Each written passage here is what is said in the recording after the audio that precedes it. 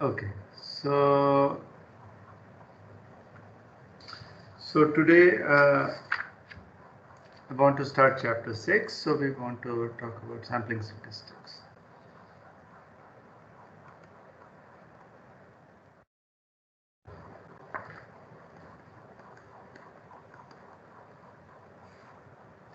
Uh, right. So you guys can see, right? My screen is shared, right? Yes, sir. Okay, because my Teams thing has been giving me trouble sometimes. It doesn't seem to show. Okay, so now is the time we are going to start to. So we will now uh, relate uh, statistics and probability. So far, we have been treating this as two different uh, subjects in a sense. So first, we talked about statistics, and we as a science of data, and we just mentioned a few things, few quantities that you can get out of data, and probability we have treated so far completely formally. And now we are now going to connect the two. Okay. For example,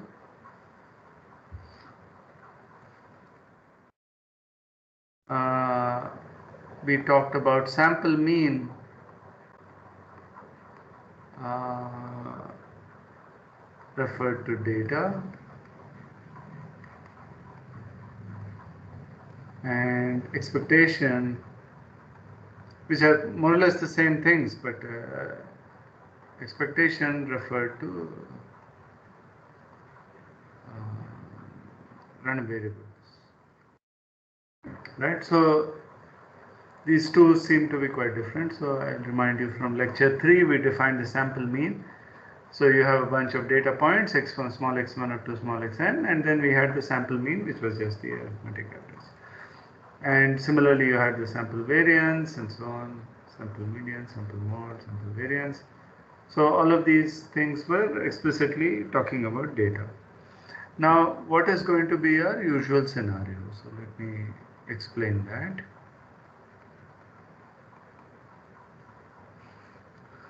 So there is an underlying population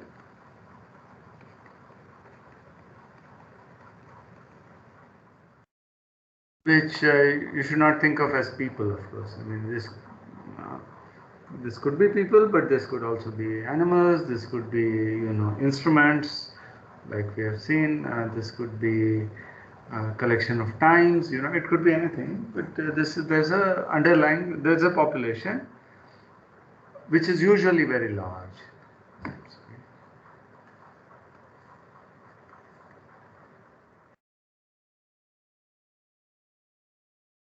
And uh, a sample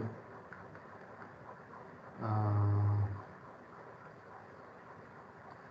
which is small compared to the size, small compared to the population,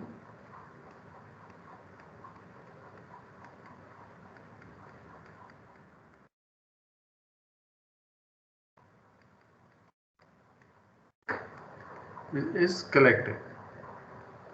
So, so this sample usually means some numerical data, of course, and we want to make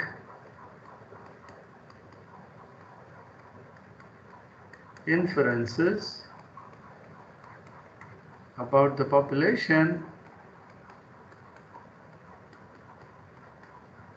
So I'll use this as a shorthand for population from data, from this sample.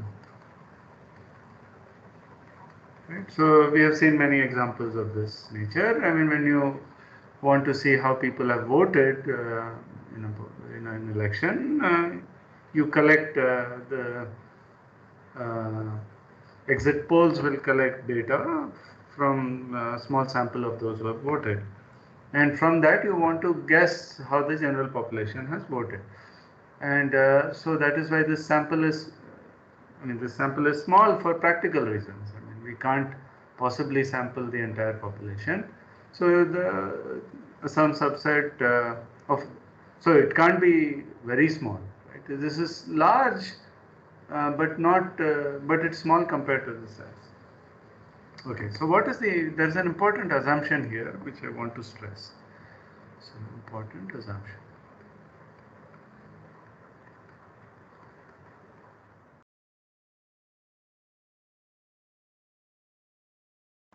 Started to say. So we assume that there is an underlying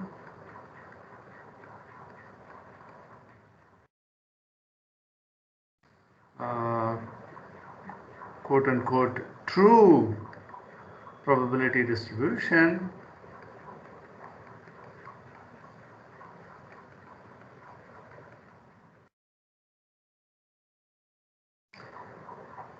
and for the data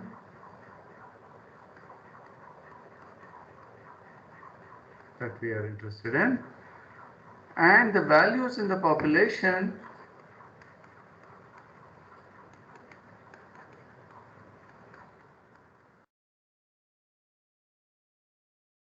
are independent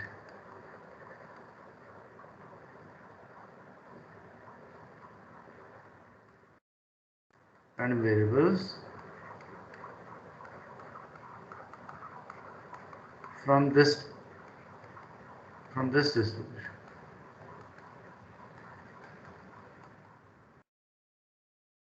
Okay, so there are two important things here. There's an underlying distribution. Just I think someone has a question, but just let me finish.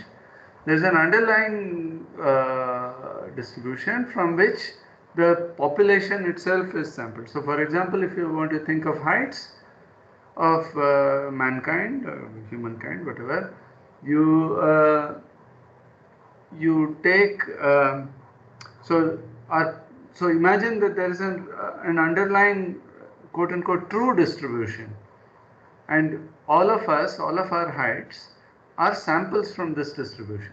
So if you had if you had enough data, then this would the distribution would look like this true distribution, but not exact. And each one of us has this independent property. So two different people do not have, they are uncorrelated. The heights are uncorrelated. This is of course not completely true in practice. The heights of parents are related to their children and so on. But this is a good enough assumption that it works in practice. Okay, is there a question? Sir, why is it an assumption that we need to make? Like, isn't it true that there is always some probability distribution which is there for everything? Then one gets into philosophy. Is it really true that there is such a distribution and so on? So the first part may be a more philosophical point of view, but it's certainly very useful. And the second one is not really true in many situations. But as I gave you the height example, even in the voting example, right? It's likely that people who are friends and who share the same friends and maybe relatives and so on tend to vote the same way.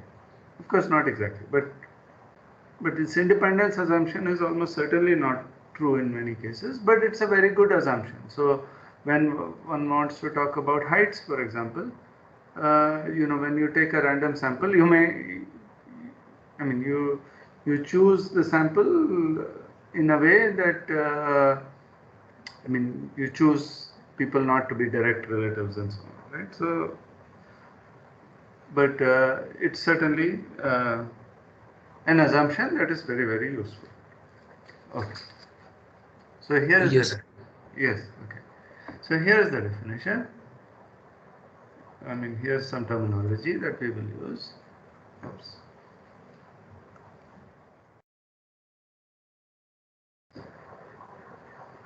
So if x1 up to xn are IID random variables, that is independent identically distributed, having a common distribution f.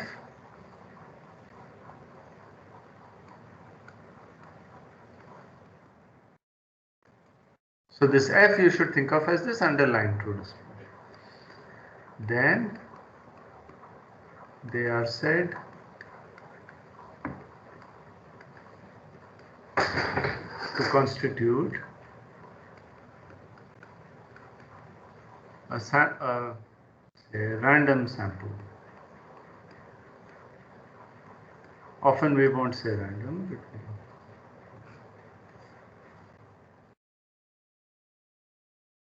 from f. And what's the idea? So given a sample,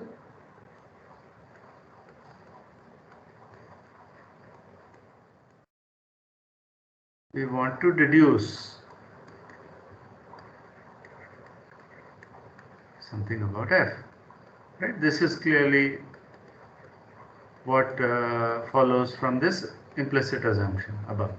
Okay, so we want to say something about the true probability distribution, and if you know the true probability distribution, you can say something about the entire population, right? So that's the logical framework. You have the sample, you guess something about the true distribution, from there you say something about the population. This is how this whole strategy is going to work. So what does it mean you want to deduce something? So for example, if we know that f is normal mu, f is a normal random variable, I mean normal distribution with mean mu and variance sigma squared, we want to determine mu and sigma squared. Okay, this is one approach. I mean one possibility. So or if f is, let's say, Poisson lambda is a discrete case, then we want to find lambda. So such problems, we will talk about this later in the course. Such problems is a question of parametric inference. So you want to infer something about the distribution in terms of inferring the parameters. So this is called parametric inference. There are situations where you know something where you don't know much about f. Maybe you know it's discrete or continuous and maybe a little more, but you don't know what kind of f it is. So then this is a much harder problem. This is called non-parametric inference. Okay. So just to set some more terminology, the expectation / variance of the common distribution f, this true distribution, denoted mu and sigma squared respectively,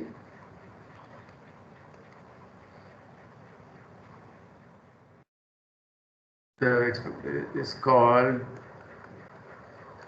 the population mean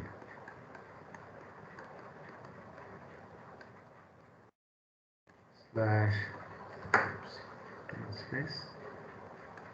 population variance.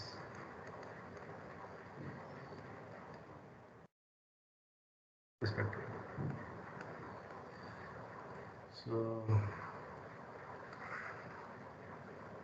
So as this is in line with the assumption above. So the mean of the population you expect to be the mean of this distribution, the random variables drawn from f, and similarly for the variance. Okay, so this is in contrast to the sample mean and sample variance.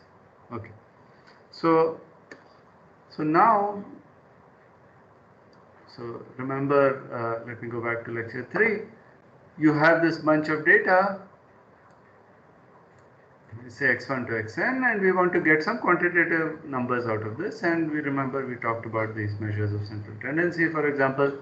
So you have the sample mean, and what can you say about the data from the sample mean, and similarly you have the sample variance and so on. So now let us define the sample mean slightly differently.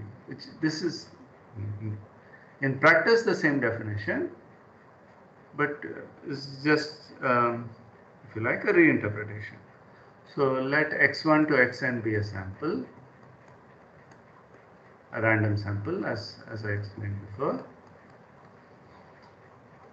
Then the sample mean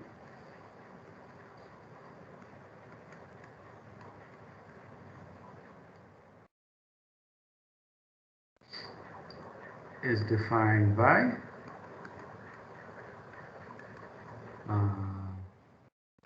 xn bar. When n is cleared from context, we'll just say x bar, which is x1 plus up to xn by n.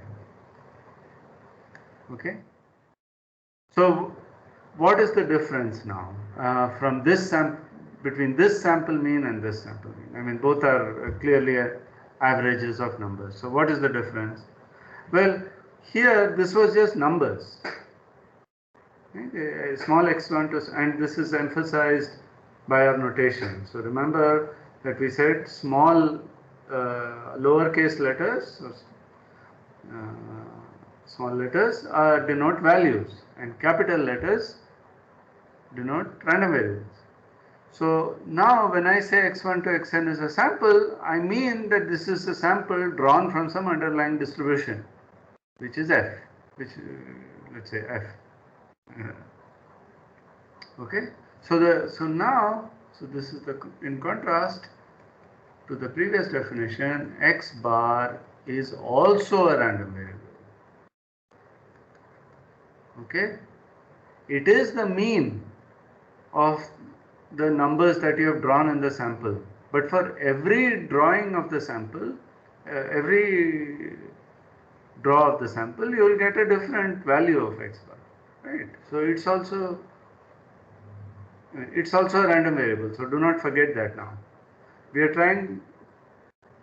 are contrasting this definition of the sample mean with the earlier definition, which was just, in some sense, raw data.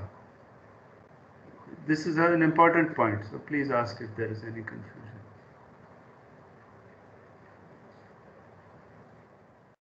Okay, good. So let's compute. Oops, sorry. So let's compute. So this is a random variable. We can talk about its expectation and variance.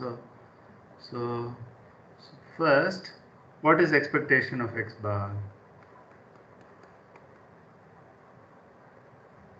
It is the same as the expectation of one of those random variables. Yes, which we have defined. So the underlying distribution has mean mu and variance sigma squared. So let's compute expectation of this. So this is 1 by n, linearity of expectation, remember. So expectation of x1 plus up to expectation of xn. Right? And so each of these has expectation mu, so I have n times mu. So this is equal to mu. So when you draw many samples, the average of those samples should be mu. Okay? I mean, average of their means.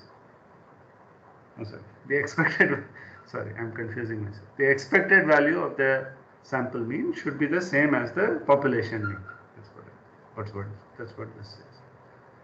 What about the variance? So variance, I'll have to take variance of these guys.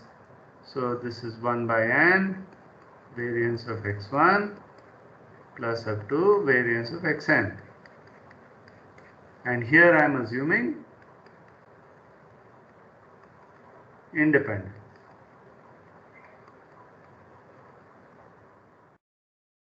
Right? Okay. I guess all of you are tired from all the midterms. This should have been a 1 by n squared. I was hoping someone will correct me. Okay, but never mind. So I have 1 by n squared times each of these has the same variance. They're all IID.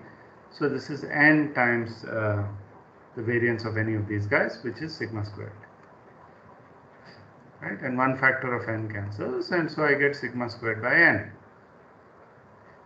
Okay.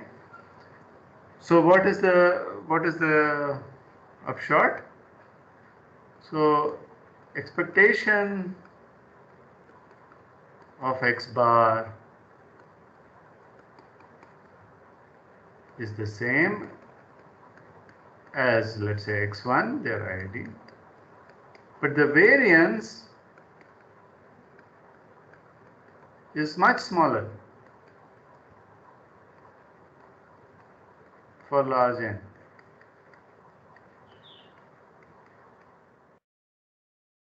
I mean, figuratively. So if this is the say PDF of x1, and let's say n is large, then this should be of x bar. Okay, it's the mean is going to be the same, but it's going to be much more concentrated about the mean. And the larger n gets, the smaller the variance gets. Okay, so this is in line with the law of large numbers. So the more data you take, the larger your sample is, the sample mean is going to be closer and closer to the population mean. Okay. Okay. So now I want to state one of the most important theorems in all of probability theory. This is called the central limit theorem, and it's a truly astonishing theorem if you have not seen this before, but maybe you have seen this already in your experimental courses and so on. It's a universal result. I mean, it's with very little assumptions on our random variables. It says something truly non-trivial and interesting. So let x1 to xn be IID random variables, discrete, continuous, anything, such that the expectation is finite, which is, let me call it mu, and the variance is finite. Okay, that's the only assumption. Then, in this very general situation, which we have seen many families of important random variables satisfy this. Then the distribution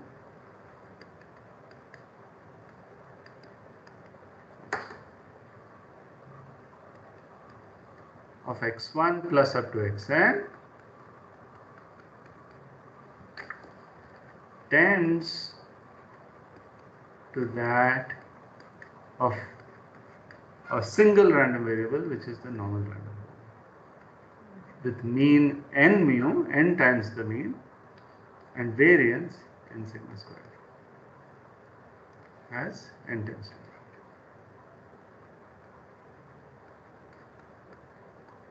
So what are the assumptions?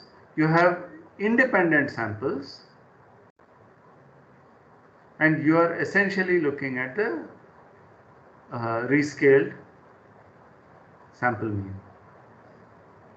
and finite, as I said, finiteness of the mean and the variance.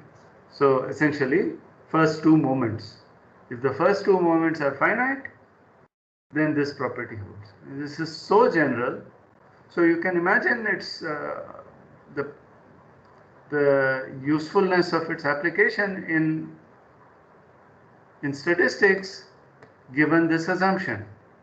We are saying that there is an underlying probability distribution, and we are saying that all of the members of this population get values which are independent. So these are IID samples. And in most practical cases, you are going to have finite mean and variance. Okay, so it's a truly remarkable theorem, and I will say more about this soon. But let me prove it under a certain assumption, but let me first state equivalent formulations of this. So equivalently, yes, question? Does this mean that every true probability distribution is the normal distribution? No, no, no, no, no. I'm saying for any distribution. There is no assumption on this distribution, on the underlying distribution, except that it has finite mean and variance. Yes, sir. So, does that mean that the average of all the samples, it would always follow the normal distribution, no matter whatever it is? Yeah, only in the limit, yes. Now, this is not a finite statement. This is a statement about the limiting property. So, one expects that as n gets larger and larger, things get closer and closer to the normal. That's sort of the idea. Okay. Okay. But it's not, of course, true at finite n unless the xi's themselves are normal. Then you know that the sum of normal random variables. So suppose x1 to xn were themselves normal mu and with mean mu and variance sigma squared, then of course x1 plus xn is exactly this as this distribution. Okay, but other than that, this is not going to be a finite. This is not going to be true at the finite level. Okay, so equivalently, we have the following formulations.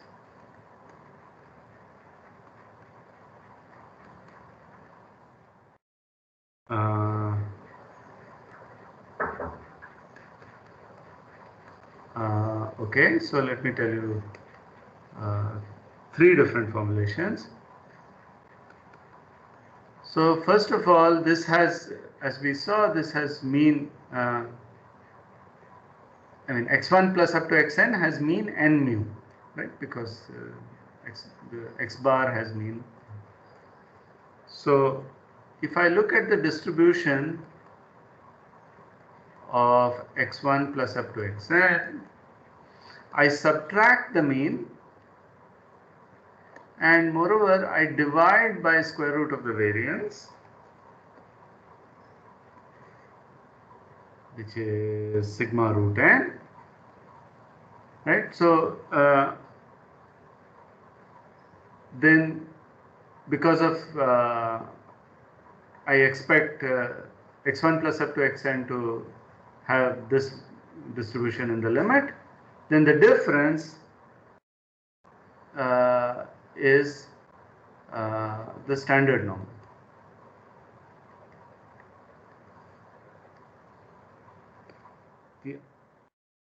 The other interpretation is that the probability, which is a restatement of this, but it's good to keep it in mind, the probability of this quantity being less than or equal to a for some a tends to, as n goes to infinity, the integral from minus infinity to a,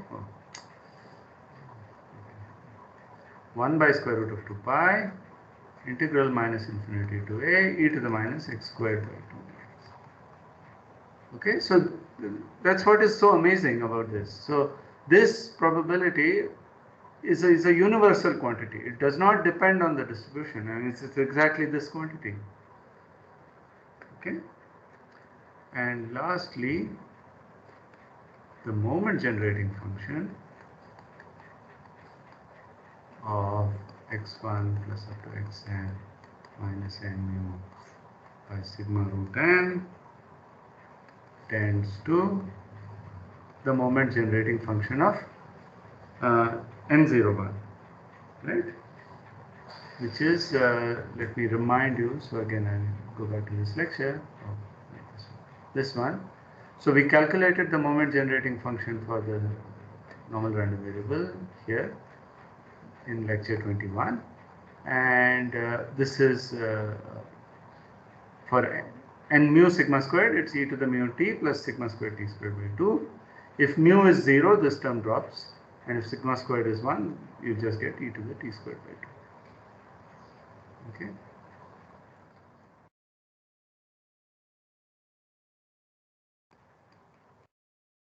Okay. So notice that there are many situations where this is non-trivial. I mean, for example, higher moments of xi need not exist. Okay. Even then this works. It's possible that the moment generating function does not exist. Even then this works. So, you know, there are many pathological cases which are still served by this theorem.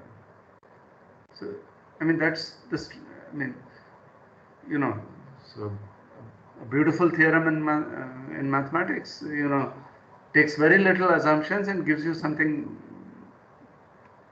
gives you a lot for it, right? So that's the nature of this theorem.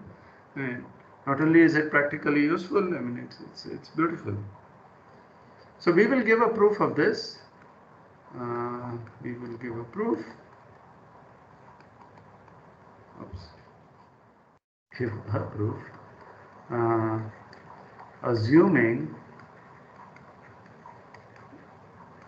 that the moment generating function exists.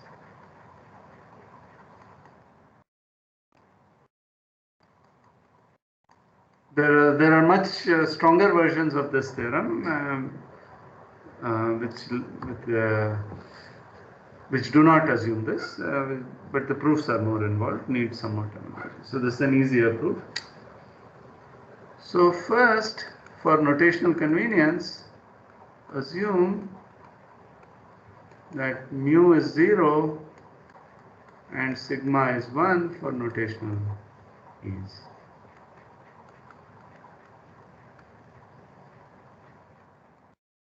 I mean, this is just a rescaling. So see, what I have done here is I have subtracted off the mean and divided off by the variance. So you know what happens to expectations of functions which are just which are linear transformations of the original function. So this is just a linear shift. So this does not change anything. So if you can prove it in this setting, you know, you can of course prove it in the more general setting. So then what we are doing is we are looking at x1 plus up to xn divided by root n. So it just simplifies our notation. So what we will do is we will prove part C. Okay. So then the moment generating function, what is the quantity? Mu is 0, so this goes away. Sigma is 1, so I only get root n. So we are going to look at x1 plus up to xn divided by root n, right? But what is this? These are independent samples, right? So this is what, this is expectation of e to the t x1 by root n raised to the n. Because remember that the moment generating function of a sum of independent random variables is the product of their independent moment generating functions. And what is the moment generating function of the first one? It's e to the t x1 by root n. And all of them have the same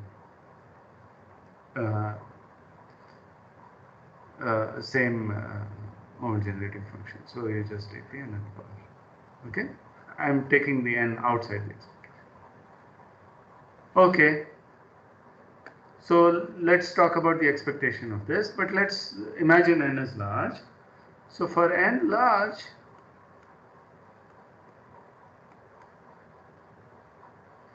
e to the t x1 by root n is approximately, by Taylor's theorem, 1 plus t x1 by root n That's the first order term. The second order term is t squared x1 squared by 2n, square root of n whole squared. And the 2 is 2 factorial. Okay? Therefore, there are higher order terms, but I'm ignoring them for now. Therefore,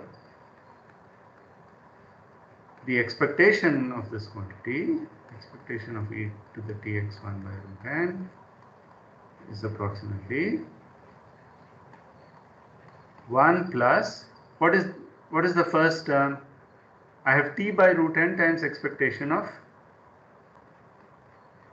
x1, which is 0, because I've assumed mu is 0, plus t squared by 2n times the expectation of x1 squared. But because the mean is 0, the expectation of x1 squared is the variance of x1, which is 1. If you want, 1 plus 0 squared. Okay? Any questions so far?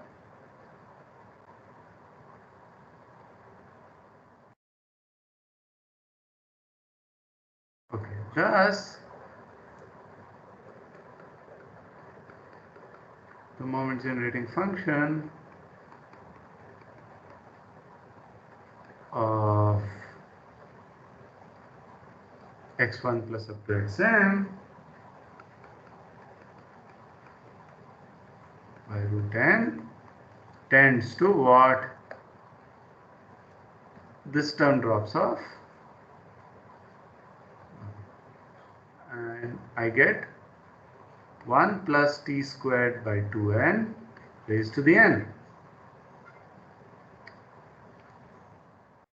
Let me not this approximately. And now, what does this go to as n goes to infinity? E raised to t squared by 2. Yes. The RHS converges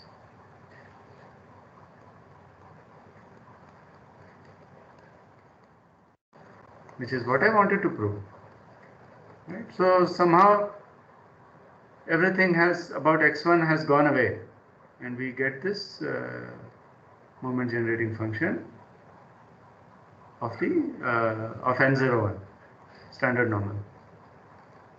Right? And this is in a sense why it's called the normal distribution. I mean, people found this occurring everywhere in various different contexts. And so they came, I mean, so they sort of called it normal, although I think Gauss was the first to discover it. Okay, any questions? All right, so let's do some applications in the rest of the class. So, let's see, what should I do? Which example should I do first? Okay, so let me emphasize one application and I'll show you some simulations.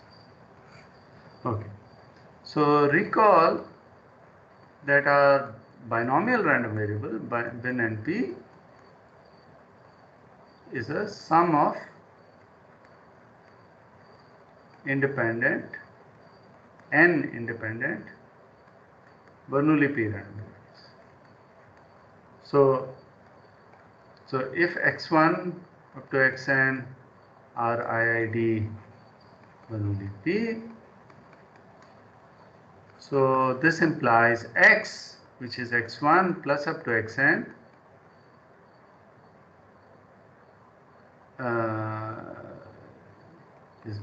is binomial NP,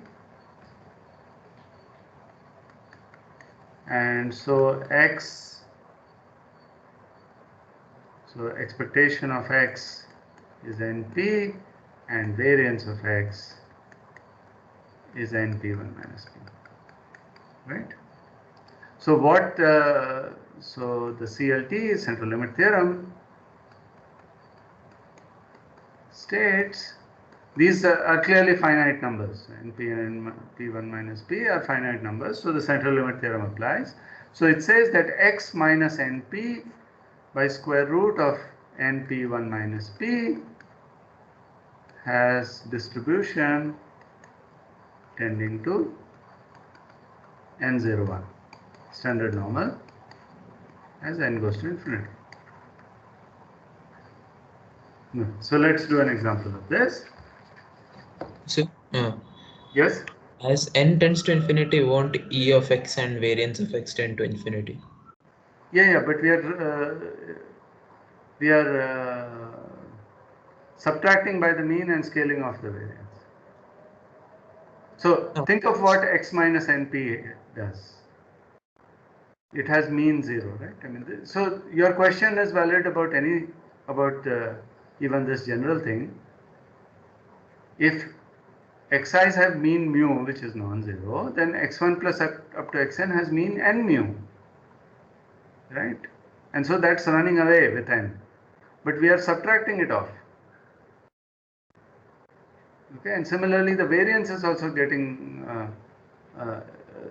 larger and larger, as you can see, but when you scale it off, you get just exactly n0. Okay. So then probably, like, is the n over here different from the number of samples? No, this is very much the number of samples. So that's in a sense why you need the number of samples also to be large. So if I want to get a sample of the heights of the class, I cannot take 2 people. Your class is 100, so maybe the theorem is good enough to apply. But to get a sample, I mean, for the sample to reflect reality, the sample also has to be somewhat large. Okay, that's what I said at the beginning of the class, remember? So I said the sample has to be small compared to the population. Is usually small, but it has to have something. I mean, it cannot take very small numbers. So yeah. So let's look at a fair coin flipped 40 times. And let x be the number of heads. So let's calculate the probability of x equals 20 in 2 ways. First, let's calculate. So the first approach, we know that x is a binomial 40 half random variable, half because it's a fair coin, right? So the probability of x equal to 20 is what? It's n choose I, which is 40 choose 20, half p to the I, 1 minus p to the n minus I. So half to the 20, half to the 20, so it's half to the 40. For p equal to half, 1 minus p is also equal to half, so this quantity is the same. And this, I did it on a computer, and it's approximately 0.126. Okay? I mean, these are humongous numbers, so you know there's a huge number here, and you're dividing by a huge number, so you have to do this computation carefully. Okay, so now let's do it using the CLT. So this is exact. Now using CLT. Okay, so now here, this is an important. So I want to make an important point. So please pay attention. So when you use the CLT, you are talking about a continuous distribution. The normal distribution is a continuous distribution, right? And therefore, the probability that it will take any given value is 0. Right? So what do you mean by calculating probability of x equal to 20? I cannot do this exactly. But because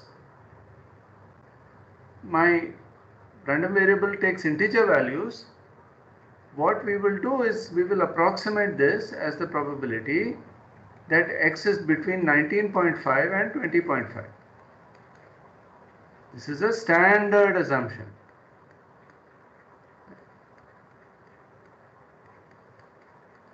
You can say, why did I not take 19.3 to 20.9? You know, you can of course ask that question, but it's a standard, let's say, convention. Because it takes integer values. Okay, so when you are approximating a discrete random variable using the central limit theorem, I mean probabilities for a discrete random variable, you should appropriately thicken the scope of your random variable. Okay, you should not just calculate probability x equal 20. I mean, you'll of course get 0. This is an important point, so please make sure. So let me emphasize, always to be done while approximating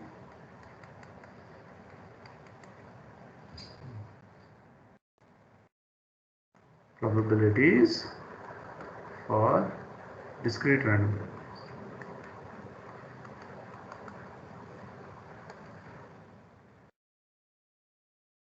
Maybe I'll make a box. So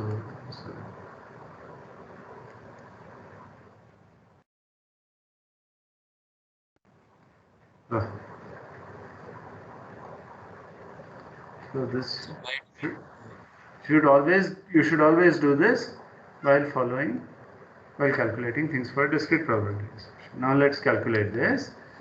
So this is what we want, and now this is probability of, well, what's the mean? Okay, so let's so now note that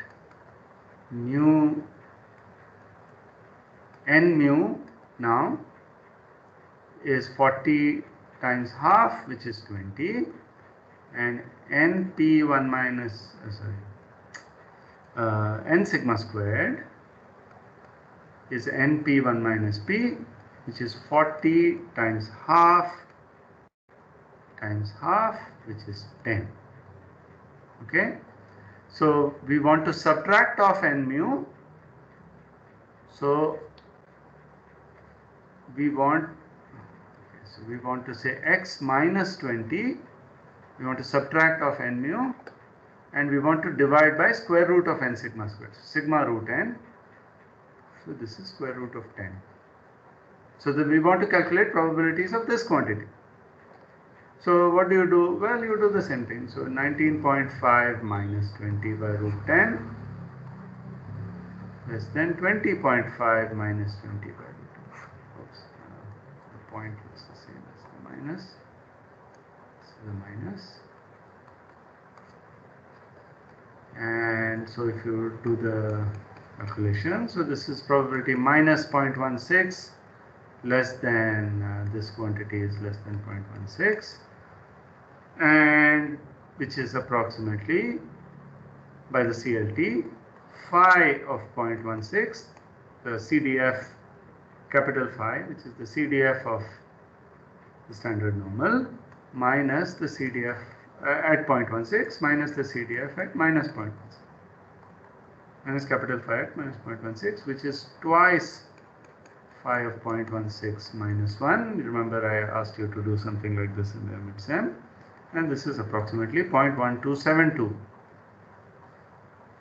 And now if you compare, you will see that the numbers match very well. So the error is of the order of 1%. Okay, so it's a very good approximation, and it will get better and better. So this is just 40 coin tosses. If I did 100 coin tosses, it would be even better. Okay, so now let me show you an important, historically an important demonstration of this. This is called the Galton board, or the quincunx, or the bean machine. So the Wikipedia article. So what I've been, so okay, so you might have seen some version of this in some school demonstration. So what you are going to do is you are going to drop beads through this nested array of obstacles, and every time, it's a reasonable assumption that every time a bead falls on one of these, it chooses to go left with probability half and right with probability half. So what you have downstairs is a sample of a binomial distribution with large n and p. Okay, so let me change this. Let me make it 15, and let me restart. So and I've put maximum speed, so you can see data falling. You will see the approximate bell-shaped curve. So this app, which is from this website, is going to renormalize the heights so that appropriately. But there's a nicer actual demonstration on this Wikipedia page. So you can see this is much larger n, maybe of the order of 1,000 or something. And you can see the approximate bell-shaped curve. See? Okay.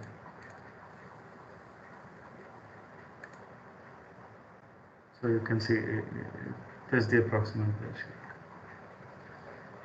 Okay, so this was developed by Francis Galton, and that's why he is named after him. Okay, so this simulation has been going on, so about 140 have dropped.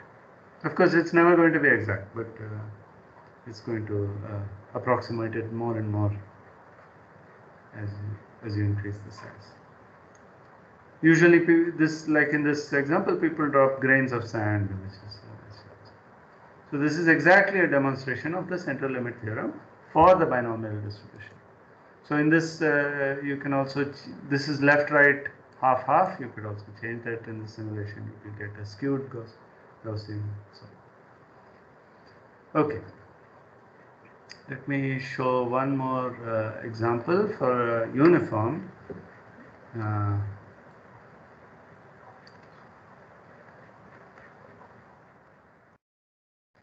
So suppose I have x1 up to x10 IID uniform 0, 1 random variables.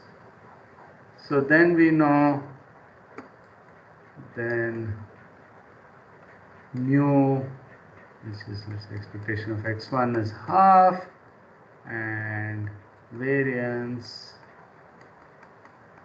is 1 by 12, right? It's 1 minus 0 squared by 12. So, this is 2 by 12. So now if I want to calculate the so let's say x is x1 plus up to x10. Then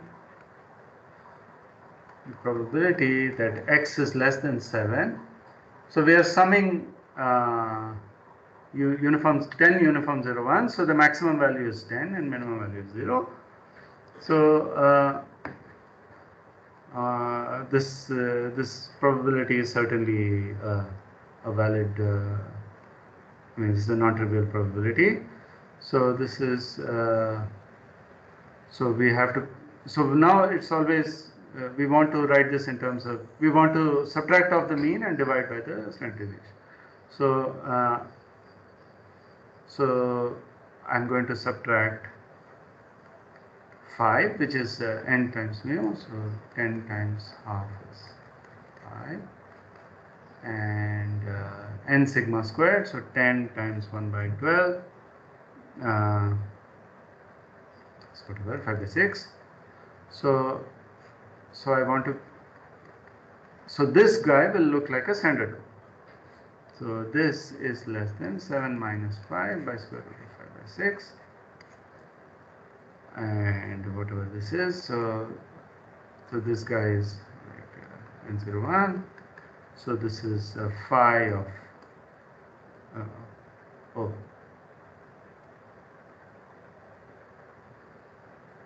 what am I doing?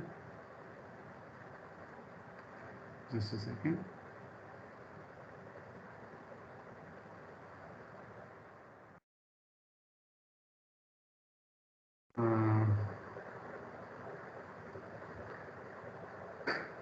So this is phi of 2, approximately phi of 2.2. Okay. And another point to note, so if you look at the tables, so from tables of data,